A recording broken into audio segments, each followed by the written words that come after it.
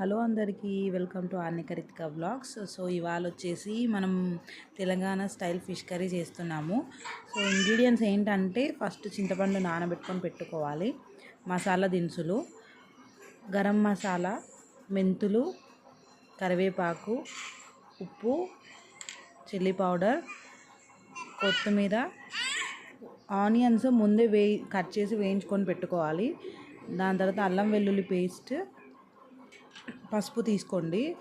So ఇవన్నీ paste చేసుకోవాలి. మనము పేస్ట్ చాలా ఇంపార్టెంట్. ఈ చేపల పులుసుకి పేస్ట్ వల్లనే టేస్ట్ వస్తుంది. సో ఫస్ట్ ఏంటంటే గ్రైండర్లో జీలకర్ర, మెంతులు గ్రైండ్ చేసుకున్న తర్వాత చిల్లీ పౌడర్ వేసుకోండి. దాని తర్వాత చింతపండు, అల్లం వెల్లుల్లి పేస్ట్, ఉల్లిపాయలు, పసుపు అన్నీ వేసి గ్రైండ్ చేసుకోవాలి. ఇవి చాలా ఇంపార్టెంట్. వేసి గ్రైండ్ చేసుకున్న తర్వాత ఒక పేస్ట్ వస్తుంది కదా, ఫస్ట్ మనం టేస్ట్ చూసుకోవాలి, అది కరెక్ట్గా వచ్చిందా, ఉప్పు, పులుపు, కారం అన్నీ సరిపోయా లేదా అని చెప్పేసి. దాని తర్వాత నెక్స్ట్ ఏంటంటే కడాయి పెట్టుకోండి. 3 టేబుల్ స్పూన్స్ ఆయిల్ పోసుకోండి.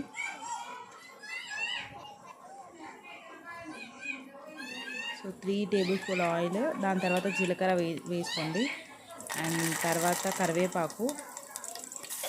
తర్వాత ఇంకేం లేదండి, డైరెక్ట్గా పేస్ట్ వేసుకొని కలుపుకోవడమే.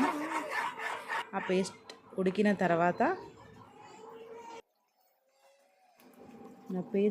తర్వాత మళ్ళీ మనం నీట్గా కడిగి పెట్టుకున్న చేప ముక్కలు వేసేసుకోవడమే. కొంచెం సేపు అయిన తర్వాత యాక్చువల్గా ఫిష్ కర్రీ చాలా తొందరగా ఉడికిపోతుంది. సో ఇలా గరిటెతో కాకుండా చేతితోనే మసిగుడ్డ పట్టుకొని చేతితో తిప్పిన తర్వాత మీద కొత్తిమీర వేసేసుకోండి. వేసేసుకున్న తర్వాత చూడండి ముక్క ఎంత బాగా ఉడికిందో. ఇంతే, 5 minutes తొందరగా ఉడికిపోతుంది. సో ఇంకేంటి, ఇవాళ ఫిష్ తెచ్చేసుకొని వండేసుకొని తినేసేయండి. లప్ప తినాలి.